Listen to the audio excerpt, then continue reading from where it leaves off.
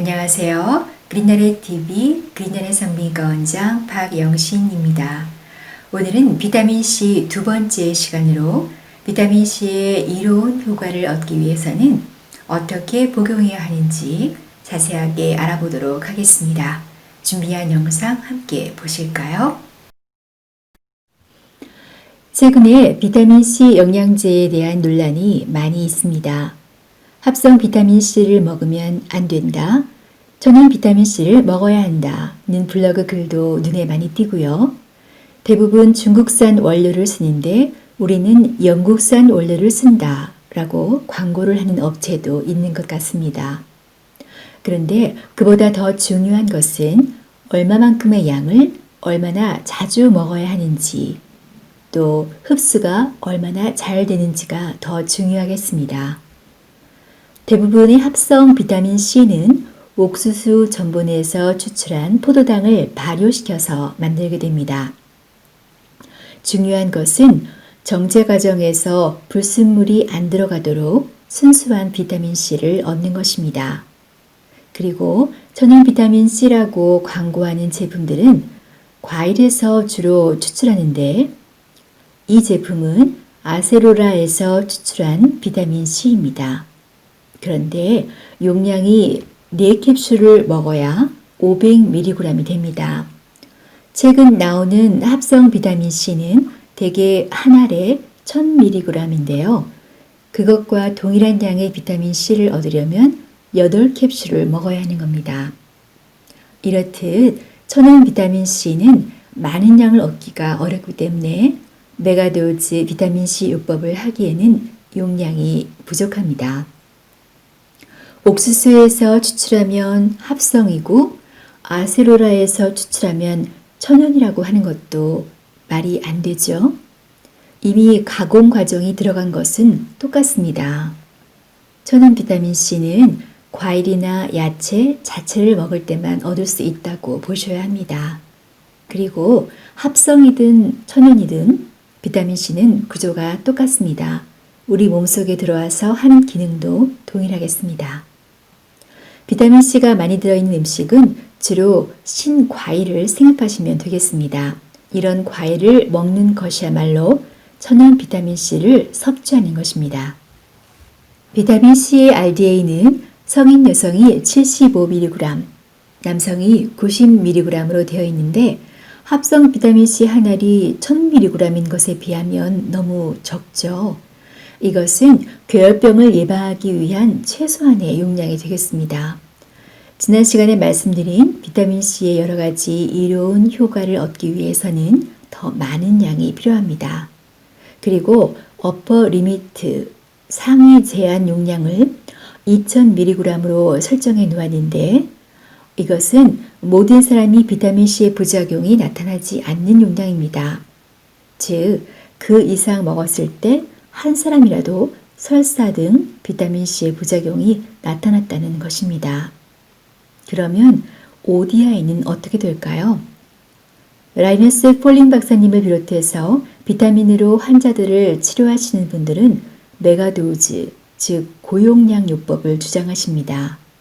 비타민C의 여러 가지 이로운 효과를 얻고 병을 치료하기 위해서는 고용량으로 비타민C를 복용해야 한다는 것입니다. 그러면 얼마나 먹어야 비타민C의 여러 가지 이로운 효과를 얻을 수 있을까요? ODI는 각 개인마다 틀리고 한 사람도 그날 컨디션에 따라서 달라질 수 있습니다. 그것을 설명하는 것이 바로 바울 톨러런스 개념입니다. 지난 시간에 잠깐 말씀드렸던 캐스카트 박사님이 2만 명 이상의 많은 환자들을 고용량 비타민C로 치료하던 중 치료 적정 비타민C 용량은 설사가 나기 직전 용량임을 발견해서 바울 톨러런스라는 개념을 도입하셨습니다. 우리가 비타민C를 고용량으로 복용하면 미처 흡수되지 못하고 남은 비타민C가 장에 남게 되고 삼투압에 의해서 수분이 빠져나와서 설사를 유발할 수 있습니다. 이를 피하기 위해서 한 번에 많은 양을 먹지 않고 조금씩 나누어서 먹게 됩니다. 그런데 어떤 질병의 치료에 필요한 용량은 설사가 나기 직전의 용량이라는 것입니다. 예를 들어서 감기에 걸렸을 때 증상이 없어지는 비타민C의 용량이 하루에 50g인데 그보다 조금 더 먹으면 설사를 하게 된다는 것입니다. 또 폐렴에 걸렸을 때는 하루에 200g을 먹으면 증상이 없어지고 그보다 좀 더 많이 복용하면 설사를 하게 된다는 것입니다. 즉, 우리가 건강할 때는 50g만 먹어도 설사를 하지만 병이 있을 때는 200g을 먹어도 설사를 하지 않는다는 것입니다. 몸이 안 좋을 때는 비타민C가 많이 필요하기 때문에 장에서 많이 흡수한다는 것입니다. 우리 몸은 스스로 그 필요량을 알고 조절한다는 것입니다. 따라서 비타민C의 ODI는 설사가 나기 직전 용량이라고 할 수 있겠습니다. 이것을 잘 활용하면 변비를 치료할 수도 있습니다. 비타민C 용량을 차츰차츰 올려가면서 설사가 유발되는 용량을 찾아서 그보다 조금 적게 복용하면 비타민C도 항상 충만하고 변도 모르게 쾌변을 볼 수 있는 것입니다. 질병별로 치료에 필요한 비타민C 용량과 복용 횟수를 보여주는 테이블입니다. 인플루엔자에 걸렸을 때 100g에서 150g을 8회에서 15회에 나누어서 복용한다는 것입니다. 100g을 한꺼번에 먹으면 당연히 설사를 하게 되지만 10회 정도로 나누어 먹으면 설사를 하지 않습니다.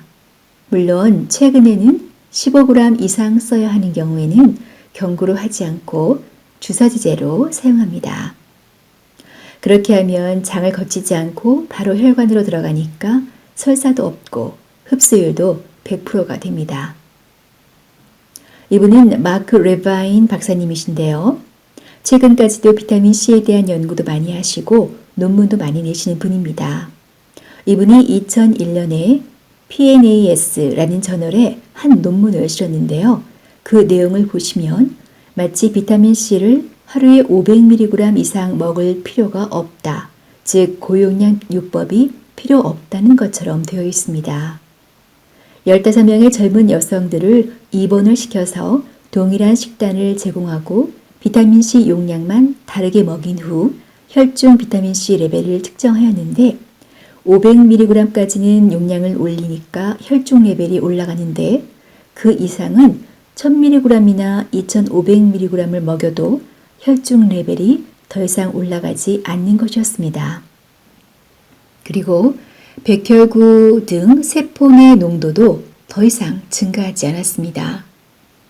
이 그래프를 들고 나와서 비타민C를 하루에 500mg 이상 먹을 필요가 없다고 설명하시는 분이 계시는데요. 이 실험은 몇 가지 문제점이 있습니다. 비타민C를 하루에 2회밖에 복용하지 않았다는 것입니다. 비타민C 혈중 농도는 투여 후 6시간이면 거의 바닥이 나기 때문에 투여량을 올려도 횟수를 늘리지 않으면 혈중 농도의 상승은 기대하기 어렵습니다. 또 백혈구는 우선적으로 비타민C를 획득하기 때문에 100mg만 복용해도 백혈구의 포화가 가능하지만 모든 조직들이 다 포화되는 것은 아니라는 것입니다. 그런데 3년 후에 나오는 논문에서는 고용량으로 여러 번 먹였을 때 혈중 레벨이 더 올라가는 것을 볼 수 있습니다. 그게 바로 이 논문입니다. 여기 보면 맨 끝에 마크 레바인 이름이 있죠. 그런데 앞에 논문에서는 이름이 맨 앞에 나왔는데 여기서는 맨 뒤에 나오죠. 이 연구에 메인으로 참여한 것 같지는 않습니다. 이 연구에서는 17명의 환자들을 입원을 시켜서 동일한 식단을 제공하고 비타민C 용량은 다르게 주고 1시간에 한 번씩 체열을 해서 이런 그래프를 얻었습니다. 200mg부터 3g까지 하루에 한 번 준 경우는 혈중 레벨이 올라갔다가 떨어지는 것을 볼 수 있습니다. 그런데 2.5g씩 4번 복용하거나 3g씩 6번 복용하면 혈중 레벨이 200 마이크로몰 퍼 리터로 일정하게 유지되는 것을 볼 수 있습니다. 그래서 2g 내지 3g을 4회 정도 복용하는 것이 좋다는 말이 나온 것입니다. 그 이상은 양이나 횟수를 늘려도 혈중 레벨이 더 많이 늘지 않는 것 같습니다. 정맥 주사로도 투여를 했는데요.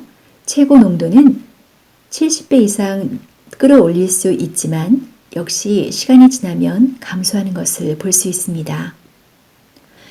앞의 연구에서는 하루 2번 경구 복용으로 혈중 레벨이 70 정도밖에 도달하지 못했지만 이 연구에서는 경구제도 하루 4번 정도 10g 이상 복용하면 200까지는 혈중 레벨을 끌어올릴 수 있다는 것입니다. 이렇게 하면 비타민C가 항상 우리 몸에 충만한 상태를 유지할 수 있습니다. 마크 레바인도 이 논문에 이름을 실은 것을 보면 앞의 자신의 연구가 잘못됐음을 인정하는 것입니다. 논문을 쓴 당사자도 자신의 논문이 잘못됐음을 인정하고 있는데 그걸 모르고 과거 논문을 들고 나와서 하루 500mg 이상 먹을 필요가 없다고 말하는 사람이 있다니 정말 안타까운 일입니다. 지난 시간에 비타민C가 당뇨 예방에 효과적이라고 말씀드렸는데요. 그와 관련된 논문이 있어서 소개하려고 합니다.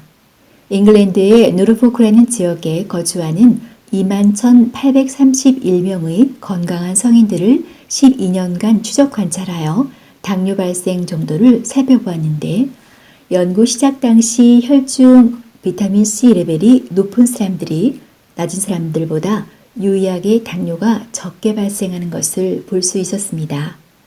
그리고 과일이나 야채를 많이 먹는 사람들이 적게 먹는 사람들보다 당뇨가 적게 발생하였지만 혈중 비타민C 레벨만큼 큰 차이를 보이지는 않았습니다.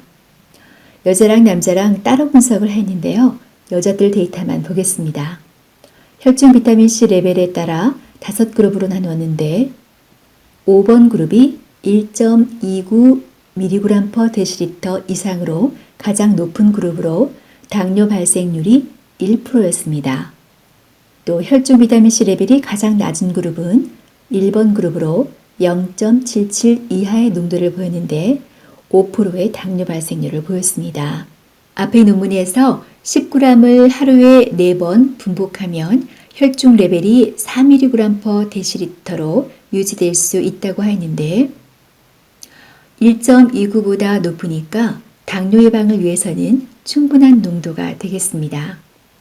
저와 우리 병원 환자들의 비타민C 농도 측정 결과입니다. 총 68명이 검사를 하였는데 반 이상이 결핍으로 나왔습니다. 제가 물어보면 비타민C를 복용하는 분들이 의외로 많지 않습니다. 또 복용한다고 해도 대부분 하루에 한 번 적은 용량을 복용하시더라고요. 저는 32.37로 제가 비타민C는 가장 높았습니다. 앞의 논문과 비교하기 위해서 단위를 전환을 해보면 3.247mg/dL입니다. 1.29보다 높으니까 당뇨 예방을 위해서는 충분한 농도가 되겠습니다. 결핍만 간신히 면하는 것보다는 12 이상 높은 농도를 유지하시는 것이 당뇨 예방에는 좋겠습니다. 비타민C를 고용량으로 투여하면 암을 예방하고 치료하지만 저용량으로 사용하면 오히려 암을 키운다 라는 말이 있는데 그것은 이 논문 때문에 나온 말입니다. 비타민C 농도가 올라감에 따라 세포 증식이 어떻게 달라지는지 실험을 해본 것입니다. 파란색은 일반 세포고요. 갈색은 암의 줄기세포, 연두색은 일반 암세포입니다. 암의 줄기세포는 암의 전이와 재발의 원인이 되는 세포입니다. 이 세포를 죽이지 못하는 것이 암 치료가 실패하게 되는 원인입니다. 일반 세포나 일반 암세포는 낮은 비타민C 농도에서는 증식 정도에 큰 차이가 없다가 혈중 비타민C 농도가 100 마이크로몰 이상 되면 증식이 급격히 감소합니다. 그에 반해 암의 줄기세포는 100 마이크로몰 이상의 높은 레벨에서는 증식이 감소하지만 그보다 낮은 레벨에서는 오히려 세포 증식이 더 증가한다는 것입니다. 즉, 암을 치료할 때는 200 마이크로몰 이상 혈중 레벨을 올려야지 그렇지 않고 어중간하게 올리면 오히려 암의 줄기세포를 키울 수 있다는 것입니다. 그러기 위해서는 2.5g씩 4번 이상 복용하는 것이 좋다는 것입니다. 비타민C 고용량 요법으로 암을 많이 치료하신 리오단 박사님이 하신 연구에서는 암세포의 독성으로 작용하기 위해서는 혈중 비타민C 농도가 20mm몰은 돼야 한다고 되어 있습니다. 이것은 앞에서 말한 200 마이크로몰보다 100배 높은 농도입니다. 그리고 이 농도까지 올리기 위해서는 자기 몸무게보다 10g 더 많은 용량을 맞으면 된다는 실험 결과가 있습니다. 즉 몸무게가 50g인 사람은 60g을 맞으면 450mg/dl로 20m몰, 즉 400mg/dl 이상의 농도를 얻을 수 있습니다. 자세한 것은 리오단 클리닉 홈페이지에 들어가면 프로토콜을 보실 수 있습니다. 비타민C는 흡수가 중요하다고 말씀드렸는데요. 정맥주사로 맞으면 바로 혈관으로 들어가니까 100% 흡수라고 볼 수 있습니다. 정제는 흡수율이 가장 낮습니다. 가루로 돼서 물에 타서 먹게 되어 있는 분말 제제를 메가도즈 할 때 많이 사용하시죠? 한 포에 2g 내지 3g 들어있어서 하루에 3포 정도 복용하십니다. 그리고 최근에 나온 것이 리포소말 비타민C입니다. 흡수율이 좋아서 조금만 먹어도 되고 시지도 않고 속쓰림 등의 부작용도 없는 장점이 있습니다. 저도 처음에는 분말 제제를 먹다가 지금은 리포소말 비타민C를 먹고 있습니다. 일반 비타민C는 세포 안으로 들어가기 위해서 특별한 운반 단백질이 필요합니다.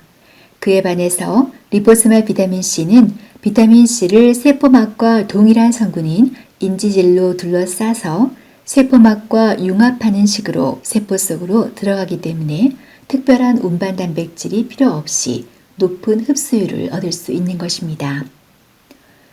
토마스 레비라는 박사님이 리포소말 비타민C를 개발하고 그 효과에 대해서 많이 알리고 계신데요.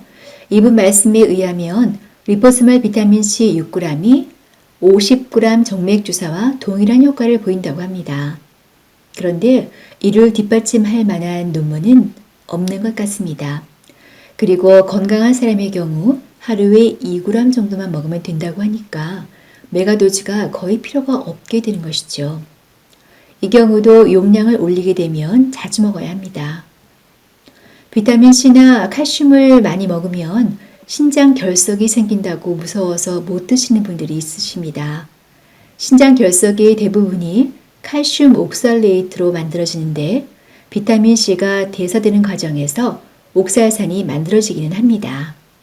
그런데 옥살산이 만들어지는 것은 글라이옥살레이트 대사 과정이 잘 못 되어서 생기는 것이 메인입니다. 글라이옥살레이트가 간에서 대사가 되는데 필요한 효소들이 유전적으로 결핍된 사람들이 있습니다. 그런 사람들은 글라이옥살레이트가 글라이신으로 못 가고 옥살레이트로 되는 것입니다.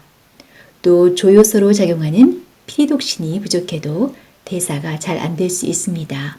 그 외에도 장에서 옥살레이트를 지나치게 많이 흡수하는 유전병, 철분이 몸에 너무 많이 쌓인 유전병이나 비타민C를 많이 먹으면 혈뇨가 나오는 병이 있습니다.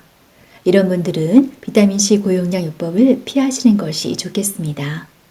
이런 드문 유전적 소인을 갖고 있는 분들을 제외한 대부분의 사람들은 비타민C를 고용량으로 복용해도 신장 결석이 생기지 않습니다. 또 탈수가 되면 신장 결석이 잘 생기는데 비타민C를 고용량으로 복용하려면 물을 많이 먹을 수밖에 없습니다.